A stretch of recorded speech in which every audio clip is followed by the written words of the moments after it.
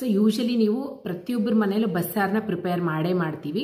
ಆ ಬಸ್ಸಾರಿಗೆ ಎಲ್ಲ ಥರದ್ದು ಬಸ್ಸಾರಿಗೂ ಒಂದೇ ಥರ ಮಾಡ್ತೀವಿ. ಸೊಪ್ಪಿಗೆ, ಕಾಳಿಗೆ ಮತ್ತು ತರಕಾರಿಗೆ ಎಲ್ಲದಕ್ಕೂ ಒಂದೇ ಥರ ಮಸಾಲೆನ ಪ್ರಿಪೇರ್ ಮಾಡ್ತೀವಿ ನಾವು. ಬಟ್ ಅದು ರಾಂಗು. ಒಂದೊಂದಕ್ಕೆ ಒಂದೊಂದು ಥರ ಪ್ರಿಪೇರ್ ಮಾಡಿದ್ರೆ ತುಂಬಾ ಚೆನ್ನಾಗಿರುತ್ತೆ. ಅದು ಹೇಗೆ ಮಾಡೋದು ಅಂತ ನಾನು ನಿಮಗೆ ಇವತ್ತು ತಿಳಿಸ್ಕೊಡ್ತೀನಿ. ಬನ್ನಿ, ಈ ವಿಡಿಯೋನ ಲೇಟ್ ಮಾಡದೆ ಕೊನೆವರೆಗೂ ನೋಡಿ, ತುಂಬಾ ನಿಮಗೆ ಯೂಸ್ಫುಲ್ ಆಗುತ್ತೆ. ಜೈ ಹನುಮಾನ್. ಎಲ್ಲ ನನ್ನ ಗುರುಗಳಿಗೆ ನಮಸ್ಕಾರ. Welcome back to my channel. ಇವತ್ತಿನ ವಿಡಿಯೋದಲ್ಲಿ ನಾನು ಸೊಪ್ಪಿಗೆ ಒಂಥರ ಮಸಾಲೆ, ತರಕಾರಿಗೆ ಮತ್ತು ಕಾಳಿಗೆ ಇದನ್ನು ಮೂರನ್ನ ಪ್ರಿಪೇರ್ ಮಾಡೋದಲ್ಲ ಬಸ್ಸಾರಿಗೆ ನಾವು.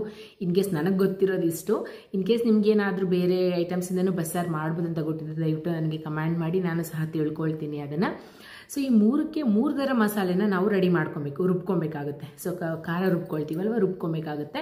ಇದು ನಾನು ಹೇಳ್ತಾ ಇರೋದಲ್ಲ, ಹಳೆಯ ಕಾಲದವ್ರು ಇದೇ ಪದ್ಧತಿನ ಫಾಲೋ ಮಾಡ್ತಾ ಇದ್ರಂತೆ.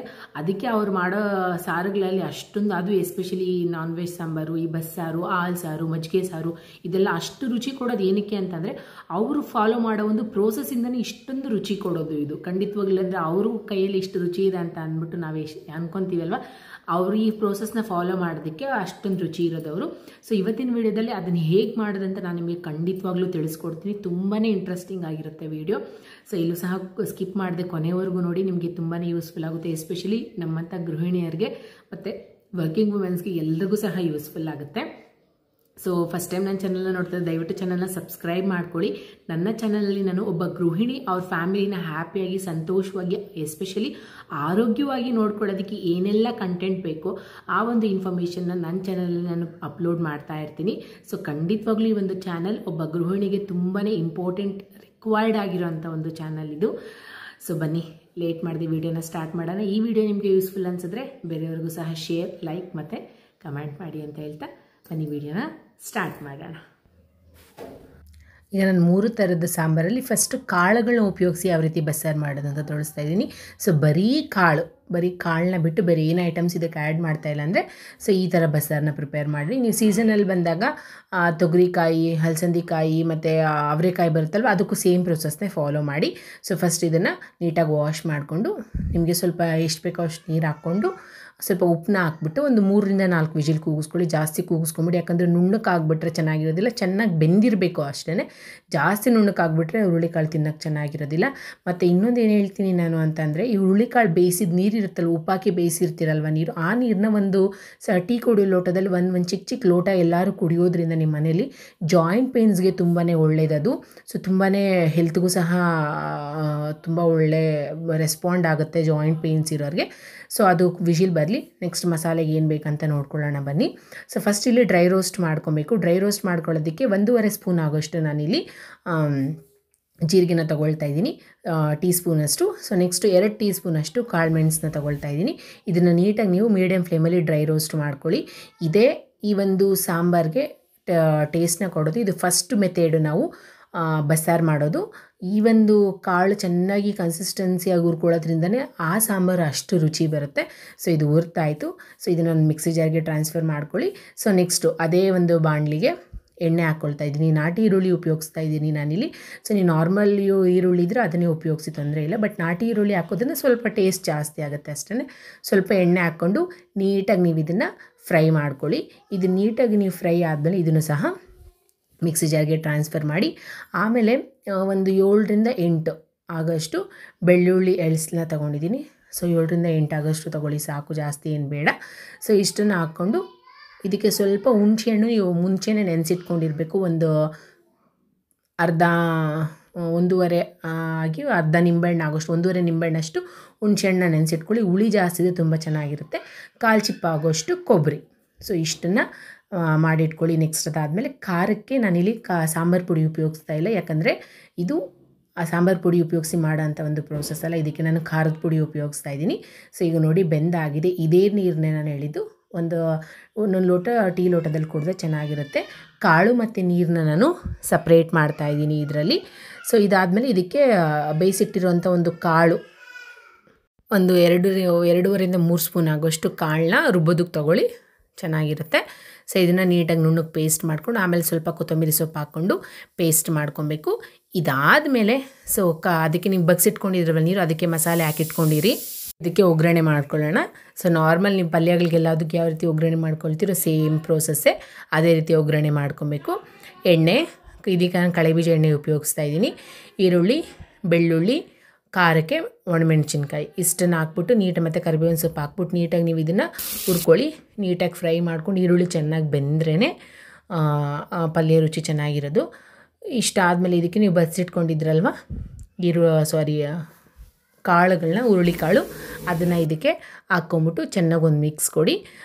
ಮಿಕ್ಸ್ ಕೊಟ್ಟಾದಮೇಲೆ ಇದು ಅಲ್ಪ ಸ್ವಲ್ಪ ನೀರಿದ್ರೂ ಹೊರಟೋಗುತ್ತೆ. ಈಗ ಸ್ವಲ್ಪ ಕೊತ್ತಂಬರಿ ಸೊಪ್ಪು ಹಾಕ್ಕೊಂಬಿಟ್ಟು ಇನ್ನೊಂದು ಸತಿ ಮಿಕ್ಸ್ ಕೊಟ್ಟರೆ ಟೇಸ್ಟಿ ಆದಂಥ ಪಲ್ಯ ರೆಡಿ ಆಗಿಬಿಡುತ್ತೆ. ಸೊ ಈ ಥರ ಒಂದು ಪ್ರೋಸೆಸ್ನ ಫಾಲೋ ಮಾಡೋದ್ರಿಂದನೇ ಈ ಕಾಳುಗಳ ಬಸ್ಸಾರು ಅಷ್ಟು ರುಚಿಯಾಗಿರೋದು. ಸೊ ಖಂಡಿತವಾಗ್ಲೂ ಈ ಥರ ಒಂದು ಬಸ್ಸಾರನ್ನ ಟ್ರೈ ಮಾಡಿ ನೀವು. ಸೊ ಇದು ಒಗ್ಗರಣೆ ರೆಡಿ ಆಯಿತು. ಸೊ ಅದನ್ನು ಒಂದು ಪಾತ್ರೆಗೆ ತೊಗೊಂಬಿಟ್ಟು ನೆಕ್ಸ್ಟ್ ಅದೇ ಕಡಾಯಿಗೆ ಎಣ್ಣೆ, ಸಾಸಿವೆ ಮತ್ತು ಕರಿಬೇವಿನ ಸೊಪ್ಪನ್ನ ಹಾಕ್ಕೊಂಬಿಟ್ಟು ಸಾಂಬಾರ್ಗೆ ಒಗ್ಗರಣೆ ಮಾಡ್ಕೊಳ್ತಾ ಇರೋದು. ಈಗ ಇದೆಲ್ಲ ನೀಟಾಗಿ ಸಿಡ್ದಾದ್ಮೇಲೆ ನೀವು ಕಾಯಿಸಿಟ್ಟಿರೋಂಥ ಒಂದು ಸಾಂಬಾರು ಮಸಾಲೆನೆಲ್ಲ ಹಾಕ್ಕೊಂಡು ಚೆನ್ನಾಗಿ ಕುದಿಸ್ಕೊಂಡ್ರೆ ಟೇಸ್ಟಿ ಆದಂಥ ಸಾಂಬಾರು ರೆಡಿ ಆಯಿತು. ಇದು ಒಂದು ಪ್ರೋಸೆಸ್. ಸೊ ನೆಕ್ಸ್ಟು ನಾನಿಲ್ಲಿ ಸೊಪ್ಪಿನ ಸಾರು ಬಸ್ಸಾರು ತೋರಿಸ್ತಾ ಇದ್ದೀನಿ. ಸೊ ಇದಕ್ಕೆ ಸೊಪ್ಪಿಗೆ ನಾನು ಹೆಸರು ಕಾಳು ಮತ್ತು ತೊಗರಿಬೇಳೆನ ತೊಗೊಂಡಿದ್ದೀನಿ. ಏನಕ್ಕೆ ಈ ಬೇಳೆ ತೊಗೊಂಡಿದ್ದೀನಿ ಅಂತಂದರೆ ಸೊಪ್ಪು ಜಾಸ್ತಿ ಆಗುತ್ತೆ ಪಲ್ಯ ಮತ್ತು ರುಚಿನೂ ಚೆನ್ನಾಗಿರುತ್ತೆ ಅಂತ. ಸೊ ಬರೀ ಸೊಪ್ಪು ಮಾಡೋದಕ್ಕೆ ಅಷ್ಟು ಟೇಸ್ಟ್ ಇರೋದ್ರೆ ಈ ಥರ ಮಾಡಿದ್ರೆ ಟೇಸ್ಟ್ ಇರೋದು. ಸೊ ಅದನ್ನು 2 ವಿಷಿಲ್ ಕೂಗಿಸ್ಕೊಳ್ತಾ ಇದ್ದೀನಿ. ಸೊ ಇದು ಕೂಗಿಸ್ಕೊಂಡಾದ್ಮೇಲೆ ನೋಡಿ ಕಾಳೆಲ್ಲ ನೀಟಾಗಿ ಬೆಂದಾಗಿದೆ. ಕಾಳನ್ನ ತೆಳ್ದಲ್ಲಿ ಹಾಕ್ಕೊಳ್ಳಿ, ಚೆನ್ನಾಗಿರುತ್ತೆ. ಸ್ವಲ್ಪ ಉಪ್ಪು ಹಾಕಿ ನೀಟಾಗಿ ಬೇಯಿಸ್ಕೊಳ್ಳಿ. ಸೊ ಇದನ್ನು ಅಷ್ಟೇ ನೀರು ಮತ್ತು ಸೊಪ್ಪನ್ನ ಸಪ್ರೇಟ್ ಮಾಡಬೇಕಾಗುತ್ತೆ.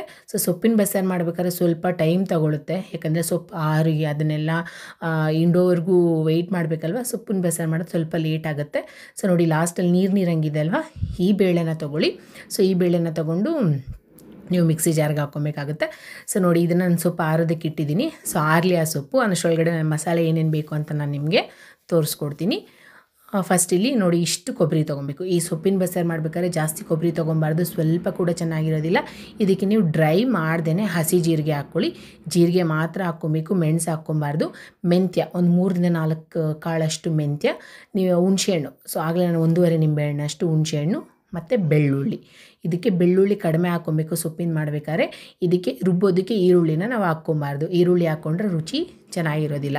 ಸೊ ಬೇಯಿಸಿಟ್ಟಿರೋಂಥ ಒಂದು ಸ್ವಲ್ಪ ಕಾಳು ಮತ್ತು ಸಾಂಬಾರು ಪುಡಿ 2 ಸ್ಪೂನ್ ಆಗೋಷ್ಟು ಸಾಂಬಾರು ಪುಡಿನ ತೊಗೊಂಡಿದ್ದೀನಿ. ಅದು ನೀಟಾಗಿ ಪೇಸ್ಟ್ ಆದಮೇಲೆ ಕೊತ್ತಂಬರಿ ಸೊಪ್ಪು ಹಾಕ್ಕೊಂಡು ನೀವು ಪೇಸ್ಟ್ ಮಾಡ್ಕೊಬೇಕು. ಅದಕ್ಕೆ ಇದಕ್ಕೆ ಏನು ಡಿಫ್ರೆನ್ಸು ಅಂತಂದರೆ ನಾವು ಸೊಪ್ಪಿನ ಸಾರು ಬಸ್ಸಾರು ಮಾಡಬೇಕಾದ್ರೆ ಖಂಡಿತವಾಗ್ಲೂ ಈರುಳ್ಳಿ ಯೂಸ್ ಮಾಡಿದ್ರೆ ಸ್ವಲ್ಪ ಕೂಡ ಚೆನ್ನಾಗಿರೋದಿಲ್ಲ ಮಸಾಲೆಗೆ. ನೋಡಿ ಸೊಪ್ಪು ಆರಿತ್ತು, ಅದನ್ನು ಸೊಪ್ಪನ್ನೆಲ್ಲ ನೀಟಾಗಿ ಹಿಂಡ್ಕೊಂಡು ಡ್ರೈ ಮಾಡಿಕೊಂಡು ಒಂದು ಪಾತ್ರೆಯಲ್ಲಿ ನಾನು ಹಾಕ್ಕೊಂಡಿದ್ದೀನಿ. ಸೊ ಈಗ ಸೊಪ್ಪಿಗೆ ಒಗ್ಗರಣೆ ಮಾಡ್ಕೊಳ್ಳೋಣ. ಸೇಮ್ ನಾರ್ಮಲ್ ಒಗ್ಗರಣೆನೇ, ಎಣ್ಣೆ, ಈರುಳ್ಳಿ, ಬೆಳ್ಳುಳ್ಳಿ ಮತ್ತು ಮೆಣಸಿನ್ಕಾಯಿ ಹಾಕ್ಕೊಂಡು ನೀಟಾಗಿ ಅದೆಲ್ಲ ಬೆಂದಾದ್ಮೇಲೆ ಸೊಪ್ಪನ್ನ ಫ್ರೈ ಮಾಡ್ಕೊಳ್ಳೋದು ಅಷ್ಟೇ. ಸೊ ಆ್ಯಕ್ಚುಲಿ ಕಾಳುಗಳಿಗೆ ನಾವು ಮಾಡಬೇಕಾದ್ರೆ ಈರುಳ್ಳಿ ರುಬ್ಬೋದಕ್ಕೆ ಯೂಸ್ ಮಾಡಬೇಕು ಮತ್ತೆ ಹೇಳ್ತಾ ಇದ್ದೀನಿ. ಇದಕ್ಕೆ ಯೂಸ್ ಮಾಡೋ ಅವಶ್ಯಕತೆ ಇಲ್ಲ. ಮೆಣಸನ್ನು ಸಹ ಯೂಸ್ ಮಾಡೋ ಅವಶ್ಯಕತೆ ಇದಕ್ಕಿಲ್ಲ, ಓಕೆನಾ. ಸೊ ಇಷ್ಟ ಆದಮೇಲೆ ನೀವು ಇದನ್ನು ಫ್ರೈ ಆಗಿದೆ ನೋಡಿ.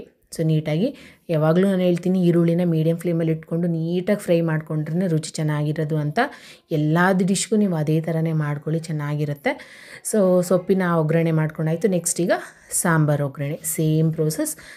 ಎಲ್ಲ ಸಾಂಬಾರಿಗೆ ಯಾವ ರೀತಿ ಒಗ್ಗರಣೆ ಮಾಡ್ಕೊಳ್ತೀರೋ ಅದೇ ಥರ ಎಣ್ಣೆ, ಸಾಸಿವೆ, ಕರಿಬೇವಿನ ಸೊಪ್ಪು ಮತ್ತು ಹಾಕ್ಬಿಟ್ಟು ನೀಟಾಗಿ ಕುದಿಸ್ಕೊಂಡು ರುಬ್ಬಿರೋಂಥ ಒಂದು ಮಸಾಲೆ ಇದಕ್ಕೆ ಹಾಕ್ಕೊಂಡ್ರೆ ಟೇಸ್ಟಿ ಆದಂಥ ಸಾಂಬಾರು ರೆಡಿ ಆಗಿಬಿಡುತ್ತೆ. ಸೊ ಇಷ್ಟು ಸೊಪ್ಪಿನ ಸಾರನ್ನ ಸೊಪ್ಪನ್ನ ಉಪಯೋಗಿಸಿ ಮಾಡೋವಂಥ ಒಂದು ಸಾಂಬಾರು ಪ್ರೋಸೆಸ್ ಇದು. ಇದೇ ಪ್ರೋಸೆಸ್ನ ಫಾಲೋ ಮಾಡಿ, ಮಸಾಲೆಗೆ ನೋಡಿಕೊಂಡು ನೀಟಾಗಿ ಪ್ರೋಸೆಸ್ನ ಫಾಲೋ ಮಾಡಿ. ಸ್ವಲ್ಪ ಕುದಿಸ್ಕೊಂಬಿಟ್ಟು ಆ ಸ್ಮೆಲ್ಲಿಗೆ ನಾವು ಫಿದಾಗ್ಬಿಡಬೇಕು, ಅಷ್ಟು ಚೆನ್ನಾಗಿರುತ್ತೆ. ಈ ಪ್ರೋಸೆಸ್ನ ಫಾಲೋ ಮಾಡಿ ನಾವು ಸೊಪ್ಪಿನ ಬಸ್ಸಾರನ್ನ ಮಾಡಿದ್ರೆ. ಸೊ ಇಷ್ಟು ಸೊಪ್ಪಿನ ಬಸ್ಸಾರು ಸೆಕೆಂಡ್ ಮೆಥಡು. ಸೊ ನೆಕ್ಸ್ಟ್ ನಾನು ತರಕಾರಿ ಯೂಸ್ ಮಾಡಿ ಯಾವ ರೀತಿ ಬಸ್ಸಾರು ಮಾಡಿದ್ರೆ ಥರ್ಡ್ ಮೆಥಡ್ ತಿಳಿಸ್ಕೊಡ್ತಾ ಇದ್ದೀನಿ. ಇದಕ್ಕೂ ಸಹ ನಾನು ಹೆಸರು ಕಾಳು ಮತ್ತು ತೊಗರಿಬೇಳೆನ ಯೂಸ್ ಮಾಡ್ತಾಯಿದ್ದೀನಿ. ಇದಕ್ಕೆ ಬೀನ್ಸು, ಕ್ಯಾರೆಟು ಮತ್ತು ಆಲೂಗಡ್ಡೆನೂ ಉಪಯೋಗಿಸ್ತಾ ಇದ್ದೀನಿ ಬಸ್ಸಾರು ಮಾಡೋದಕ್ಕೆ. ಸ್ವಲ್ಪ ಉಪ್ಪು ಹಾಕ್ಕೊಂಡು ನೀವು ಅದನ್ನು ಬೇಯೋದಕ್ಕೆ ಇಟ್ಕೊಳ್ಳಿ. ನೆಕ್ಸ್ಟ್ ಕೊಬ್ಬರಿ, ಈರುಳ್ಳಿ, ಬೆಳ್ಳುಳ್ಳಿ, ಹುಣಸೆಹಣ್ಣು. ಸೊ 1.5 ನಿಂಬೆಹಣ್ಣು ಅಷ್ಟಾಗೋಷ್ಟು ಹುಣಸೆಹಣ್ಣು. ಇದಕ್ಕೆ ಸ್ವಲ್ಪ ಹುಣಸೆಹಣ್ಣನ್ನ ಕಡಿಮೆ ಹಾಕ್ಕೊಳ್ಳಿ. ಸೊ ಯಾಕೆ ಅಂತಂದರೆ ಇದಕ್ಕೆ ನಾನು ಟೊಮೆಟೊನೂ ಯೂಸ್ ಮಾಡ್ತಾ ಇರ್ತೀವಿ. ಅದಕ್ಕೆ ಸಾಂಬಾರು ಪುಡಿ 1.5 ಸ್ಪೂನ್ ಆಗೋಷ್ಟು ಸಾಂಬಾರು ಪುಡಿ. ಸೊ 1 ಚಿಕ್ಕ ಟೊಮ್ಯಾಟೊ. ಸೊ ಟೊಮ್ಯಾಟೊ ಇಷ್ಟು ಹುಣ್ಸೆಹಣ್ಣು ಕಡಿಮೆ ಯೂಸ್ ಮಾಡೋದು ಇದೇ ರೀಸನ್ಗೆ ನಾವು ಟೊಮ್ಯಾಟೊ ಹಾಕ್ಕೊಳ್ಳೋದ್ರಿಂದ. ಸೊ ಟೊಮ್ಯಾಟೊ ಸಹ ಹುಳಿ ಇರುತ್ತೆ. ಸೊ ಈಗ ನೆಕ್ಸ್ಟ್ ಕಾಳು ಬೆಂದಾಗಿತ್ತು, ಅದನ್ನು ಸೊಪ್ಪು ಮತ್ತು ನೀರನ್ನ ಸಪ್ರೇಟ್ ಮಾಡಿದ್ದೀನಿ. ಸೊ ಸ್ವಲ್ಪ ಬೀನ್ಸು ಮತ್ತು ಈ ಬೆಂದಿರುತ್ತಲ್ವ ಕಾಳು ಅದನ್ನು ಹಾಕ್ಕೊಂಡು ನೀಟಾಗಿ ನೀವು ಇದನ್ನು ನುಣ್ಣಗೆ ಪೇಸ್ಟ್ ಮಾಡ್ಕೊಳ್ಳಿ. ಈಗ ತರಕಾರಿನ ಒಗ್ಗರಣೆ ಮಾಡ್ಕೊಳ್ಳೋಣ. ನಾರ್ಮಲ್ ಒಗ್ಗರಣೆ ಮಾಡ್ಕೊಳ್ಳಿ. ಸೊ ಇದು ಒಗ್ಗರಣೆ ಮಾಡ್ಕೊಂಡಾದಮೇಲೆ ಸೊ ನೆಕ್ಸ್ಟ್ ನಾನು ಸಾಂಬಾರನ್ನ ಒಗ್ಗರಣೆ ಮಾಡಿಕೊಂಡು ಕಾಯೋದಕ್ಕೆ ಇಟ್ಕೊಳ್ತಾ ಇದ್ದೀನಿ. ಇಷ್ಟು ಮಾಡಿಕೊಂಡ್ರೆ ಟೇಸ್ಟಿ ಆದಂಥ ತರಕಾರಿ ಸಾಂಬಾರು ಬಸ್ಸಾರು ರೆಡಿ ಆಯಿತು. ಸೊ ಈ 3 ಪ್ರೋಸೆಸ್ನ ಸಹ ನೀವು ಫಾಲೋ ಮಾಡಿ, ಖಂಡಿತವಾಗ್ಲೂ ನಿಮಗೆ ಡಿಫ್ರೆನ್ಸ್ ನಿಮಗೇ ಗೊತ್ತಾಗುತ್ತೆ. ಒಂದಕ್ಕಿಂತ ಒಂದು ಟೇಸ್ಟ್ ಎಷ್ಟು ಡಿಫ್ರೆನ್ಸ್ ಇದೆ ಅಂತ ಖಂಡಿತವಾಗ್ಲೂ ನಿಮಗೆ ಅನಲೈಸ್ ಮಾಡ್ಕೊಳ್ತೀರಾ. ಸೊ ಒಂದು ಸತಿ ಈ ಪ್ರೋಸೆಸ್ನ ಫಾಲೋ ಮಾಡಿ, ಸೊ ಹೇಗಿತ್ತು ಅಂತ ನನಗೆ ಕಮೆಂಟ್ ಮಾಡಿ ಅಂತ ತಿಳಿಸಿ. ಇನ್ ಕೇಸ್ ನಿಮಗೆ ಈ ವಿಡಿಯೋ ಇಷ್ಟ ಆದರೆ ಬೇರೆಯವ್ರಿಗೂ ಸಹ ಶೇರ್ ಮಾಡಿ ಅಂತ ಹೇಳ್ತಾ, ಇಲ್ಲಿವರೆಗೂ ವಿಡಿಯೋ ನೋಡಿದ್ದಕ್ಕೆ thank you so much. Bye.